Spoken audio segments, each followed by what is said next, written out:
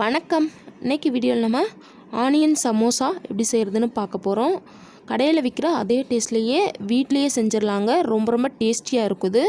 சிம்பிளான இன்க்ரீடியன்ஸ் வச்சு ரொம்ப டேஸ்டியாக எப்படி செய்கிறதுன்னு வாங்க இந்த வீடியோவில் பார்க்கலாம்.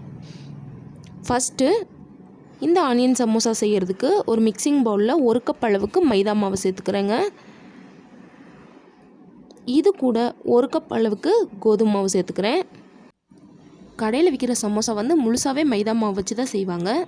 நீங்கள் மைதா மாவு மட்டும் வச்சு கூட செய்யலாம், இல்லை கோதுமை மாவு மட்டும் வச்சு கூட செஞ்சுக்கலாங்க. இப்போ இதில் நம்ம தேவையான அளவு உப்பு சேர்த்துக்கிட்டு இதை நல்லா முதல்ல மிக்ஸ் பண்ணி விட்டுடலாங்க.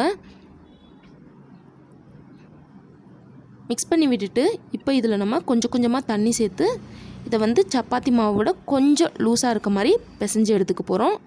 ஏன்னா நம்ம ஷீட் செய்கிறப்ப ரொம்ப மெல்லிஸாக இருந்தால் தான் சமோசா நல்லா மொறுன்னு இருக்குங்க. தண்ணி சேர்த்துட்டு இந்த மாவு கையில் ஒட்டாமல் இருக்கிற அளவுக்கு இதை நல்லா பிசைஞ்சு எடுத்துக்கணுங்க.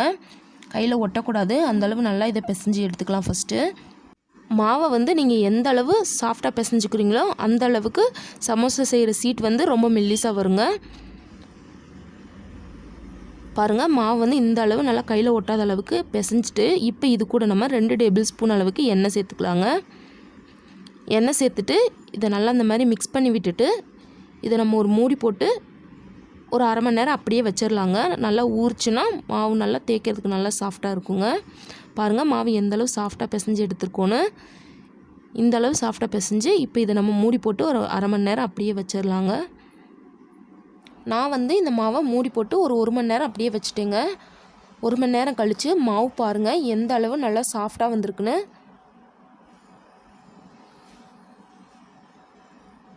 பாருங்கள் எந்த அளவு நல்லா சாஃப்டாக வந்திருக்குன்னு. இப்போ இதை நம்ம தேவையான அளவு சின்ன உருண்டைகளாக உருட்டி எடுத்துக்கலாங்க. உருட்டிட்டு இப்போ இதை நம்ம தேய்க்க ஆரம்பிச்சிடலாங்க. அதுக்கு கொஞ்சமாக மாவு அப்ளை பண்ணிக்கோங்க. அப்ளை பண்ணிவிட்டு இதை நல்லா பூரி மாவு பதத்துக்கு ஓரளவு திக்காக இருக்கிற அளவுக்கு தேய்ச்சி எடுத்துக்கோங்க. இதே மாதிரியே உங்களுக்கு எத்தனை உருண்டைகள் வேணுமோ அத்தனை உருண்டைகளை முதல்ல தேய்ச்சி எடுத்து வச்சுக்கலாங்க. ரொம்ப மெல்லிசாக தேய்க்கணும்னு அவசியம் இல்லை, இன்னமும் நம்ம தேய்ப்போம். அதனால் பூரி எப்படி உருட்டுவீங்களோ அந்த அளவுக்கு தேய்ச்சி இதை எடுத்து வச்சுக்கலாங்க. பாருங்கள், இந்த அளவு தேய்ச்சிட்டு இதை நம்ம தனியாக எடுத்து வச்சுக்கலாம். இதே மாதிரியே எல்லா உருண்டைகளையும் உருட்டி எடுத்து வச்சுக்கலாங்க. சமோசா சீட் செய்கிறதாங்க கொஞ்சம் கஷ்டமாக இருக்க மாதிரி தெரியும். ஆனால் உள்ளே இருக்க ஸ்டஃபிங்லாம் செய்கிறது ரொம்ப ஈஸிங்க. இதை செஞ்சு ட்ரை பண்ணிகிட்டே இருந்தீங்கன்னா ரொம்பவே ஈஸியாக குயிக்காக செஞ்சிடலாம். ரொம்ப நேரம்லாம் ஆகாதுங்க. ரொம்ப ஈஸியாகவே செஞ்சிடலாம். குழந்தைங்க கேட்டாங்கன்னா இன்னுமே சமோசா வீட்டிலே செஞ்சு கொடுத்துர்லாங்க.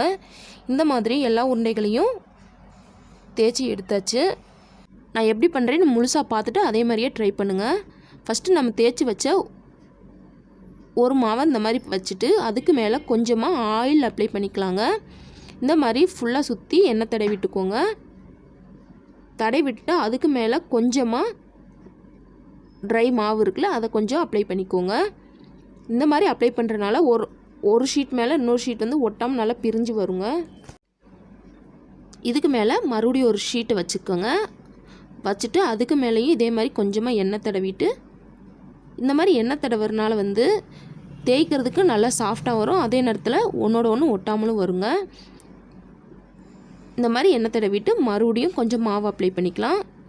இதே மாதிரி உங்களுக்கு எத்தனை ஷீட் தேவையோ அத்தனை ஷீட்டை இந்த மாதிரி ஒன்றா வச்சுக்கலாம். நான் 3 ஷீட் மட்டும்தான் வச்சு செஞ்சு காட்டுறேன்.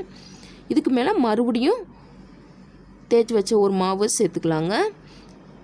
சேர்த்துட்டு இதுக்கு மேலே கொஞ்சமாக மாவு அப்ளை பண்ணிக்கலாம். அதே மாதிரி கீழேயும் மாவு அப்ளை பண்ணிக்கலாம். அப்ளை பண்ணிவிட்டு இப்போ இதை நம்ம சப்பாத்தி கட்டையை வச்சு தேய்க்க ஆரம்பிச்சிடலாங்க.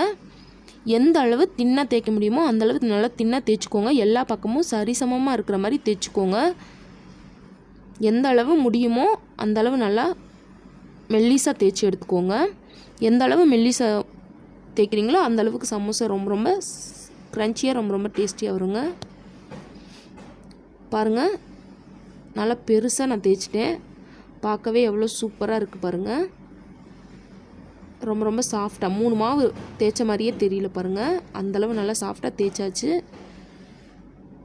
இப்போ இதை நம்ம தோசைக்கல்லில் போட்டு லைட்டாக சூடு பண்ணி எடுத்துடலாங்க. இந்த மாவை தோசைக்கல்லில் போட்டு சூடு பண்ணனையும் 3 தனித்தனியாக பிரிஞ்சுட்டு வந்துடுங்க. பாருங்கள், நான் எடுத்து காட்டுறேன். நல்லா தோசைக்கல்லை சூடாக வச்சுட்டு அது மேலே போட்டுட்டு ஒரு 5 செகண்ட் மட்டும் வச்சுட்டு இதை நம்ம திருப்பி போட்டுடலாங்க. திருப்பி போட்டுட்டு அந்த பக்கமும் ஒரு 5 செகண்ட் வச்சுருங்க. ரொம்ப வந்து வேக வச்சிடக்கூடாது. பாருங்கள், இந்த அளவு மட்டும் லைட்டாக வந்து இதானதுக்கப்புறமா இப்போ பாருங்கள் பிரித்தோம்னா எவ்வளோ அழகாக பிரிஞ்சு வருதுன்னு. இதே மாதிரியே எல்லா ஷீட்டையும் நம்ம பிரித்து எடுத்துக்கலாங்க. பாருங்கள் எந்த அளவு ஷீட்டு நல்லா தின்னாக வந்திருக்குன்னு. இதே மாதிரியே மறுபடியும் அந்த மாவையும் திருப்பி போட்டு அந்த ஷீட்டையும் தனியாக பிரிச்சிடலாங்க.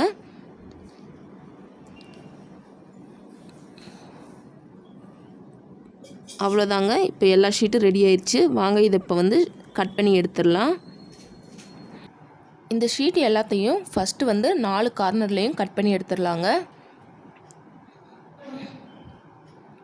இந்த மாதிரி 4 கார்னர்லேயும் கட் பண்ணிவிட்டு இதை நம்ம ரெக்டாங்கிள் வடிவத்தில் கட் பண்ணிக்க போகிறோம். அதாவது செவ்வக வடிவத்தில் கட் பண்ணி எடுத்துக்க போகிறோம். உங்களுக்கு எந்த அளவு சமோசா வேணுமோ அதுக்கு தகுந்த மாதிரி இதை கட் பண்ணிக்கலாங்க. நல்லா நீளமாக இருக்கணுங்க ஷீட்டு. அப்போ தான் வந்து நல்லா ஸ்டஃபிங் வந்து நிறைய வச்சு செய்ய முடியும்.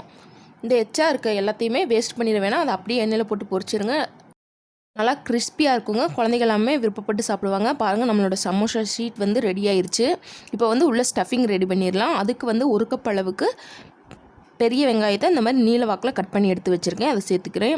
அது கூட 1 கைப்பிடி அளவுக்கு கொத்தமல்லி இலை, அதுக்கப்புறமா 1/2 டீஸ்பூன் அளவுக்கு கரம் மசாலா, அதுக்கப்புறமா 1/2 டீஸ்பூன் அளவுக்கு தனியாத்தூள், அதுக்கப்புறம் 1/2 டீஸ்பூன் அளவுக்கு தனி மிளகாய் தூள். இது எல்லாமே உங்கள் காரத்துக்கு தகுந்த மாதிரி சேர்த்துக்கோங்க. இது கூட நான் ஒரு சின்ன சைஸ் பச்சை மிளகாய் கட் பண்ணி போட்டிருக்கேன். அது வந்து விருப்பப்பட்டால் சேர்த்துக்கோங்க. இது கூட நம்ம தேவையான வெஜிடபிள்ஸ் எல்லாமே சேர்த்துக்கலாங்க. உருளைக்கிழங்கு, பட்டாணி, பீன்ஸு, உங்களுக்கு என்னென்ன காய் விருப்பமோ எல்லாமே சேர்த்துக்கலாம். நான் வந்து வெறும் ஆனியன் மட்டும் வச்சு இன்றைக்கி செய்ய போகிறேன். இப்போ இந்த ஆனியனுக்கு தேவையான அளவு உப்பு சேர்த்துக்கலாங்க. ஆனியன் மட்டும் வச்சு செஞ்சாலே பயங்கர டேஸ்ட்டாக தான் இருக்கும். இது கூட நீங்கள் இன்னும் காய்கறிகள் சேர்த்து செஞ்சு பாருங்கள், ரொம்ப ரொம்ப அட்டகாசமாக இருக்குங்க. இந்த மாதிரி நல்லா மிக்ஸ் பண்ணி விட்டுறலாம். அவ்வளோதான், நம்மளோட ஸ்டஃபிங் வந்து ரெடி ஆயிடுச்சு. ஒரு சிலர் வந்து இந்த வெங்காயத்தை எண்ணெயில் வதக்கி செய்வாங்க. அப்படி வதக்கணும்னு அவசியம் இல்லைங்க. அப்படி வதக்கிட்டிங்கன்னா வெங்காயம்லாம் கொள்ளன்னு ஆகி போயிடும். இதுவே வந்து போதும். இப்போ நம்ம சமோசாவை ஒட்டுறதுக்கு வந்து பேஸ்ட் ரெடி பண்ணிக்கலாங்க. அதுக்கு வந்து 2 டேபிள் ஸ்பூன் அளவுக்கு மைதா சேர்த்துருக்கேன். அது கூட தண்ணி சேர்த்து இதை நல்லா ஒரு பேஸ்ட் மாதிரி மிக்ஸ் பண்ணி எடுத்துக்கலாங்க. பாருங்கள், நம்மளோட பேஸ்ட் வந்து ரெடி ஆயிடுச்சு. இது தனியாக எடுத்து வச்சுக்கலாம். வாங்க இப்போ சமோசா செய்ய ஆரம்பிச்சிடலாம். ஃபஸ்ட்டு சமோசா சீட்டை ஒன்று எடுத்துகிட்டு ஃபஸ்ட்டு ஒரு பக்கம் கார்னரை இந்த மாதிரி உங்களுக்கு எந்த சைஸ் சமோசா வேணுமோ அதுக்கு தகுந்த மாதிரி இப்படி மடித்து விட்டுக்கோங்க.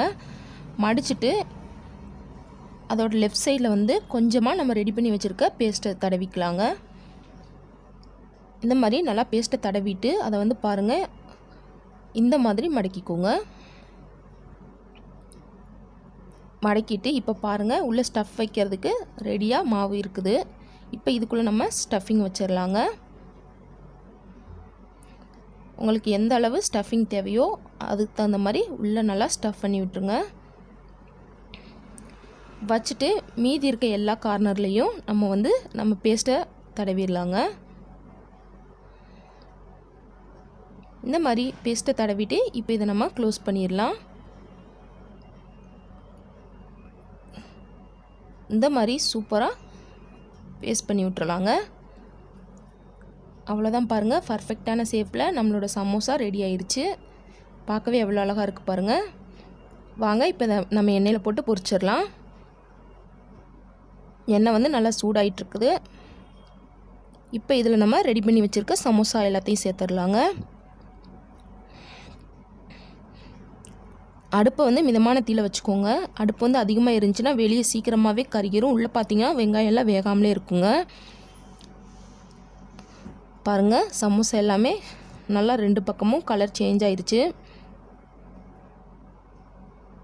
இந்த அளவு சமோசா 2 பக்கமும் நல்லா வெந்ததுக்கப்புறமா இப்போ நம்ம இதை வெளியே எடுத்துடலாங்க. மிதமான தீயிலே வேக விட்டால் தான் உள்ள வெங்காயம் எல்லாம் நல்லா வெந்திருக்கும். அதனால் மிதமான தீயிலே இந்த மாதிரி சமோசா எல்லாத்தையும் வேக விட்டு இப்போ இதை நம்ம வெளியே எடுத்துடலாங்க. அவ்வளோதாங்க, ரொம்பவே சிம்பிளான ஆனியன் சமோசா ரெடி. இந்த சமோசா வந்து வெளியே நல்லா கிறிஸ்பியாக, உள்ளே நல்லா வெங்காயம்லாம் வெந்து ரொம்ப ரொம்ப சாஃப்டாக ரொம்ப ரொம்ப டேஸ்டியாக இருக்குங்க. கடையில் விற்கிற அதே டேஸ்ட்லேயே இருக்கும். கண்டிப்பாக இதே மாதிரியான சூப்பரான ஈஸியான ஆனியன் சமோசாவை உங்கள் வீட்லையும் ட்ரை பண்ணி பார்த்துட்டு எப்படி வந்துச்சுன்னு கீழே கமெண்டில் சொல்லுங்கள். இந்த வீடியோ உங்களுக்கு பிடிச்சிருந்தால் லைக் பண்ணுங்கள். இதை உங்கள் ஃப்ரெண்ட்ஸ் அண்ட் ஃபேமிலியோட ஷேர் பண்ணுங்கள். மறக்காமல் சமையல் செய்வது எப்படி நம்மளோட சேனலை சப்ஸ்கிரைப் பண்ணிக்கோங்க. அப்போ தான் நம்மளோட வீடியோஸ் எல்லாத்தையும் நீங்கள் தொடர்ந்து பார்க்க முடியுங்க. தேங்க்ஸ் ஃபார் வாட்சிங்.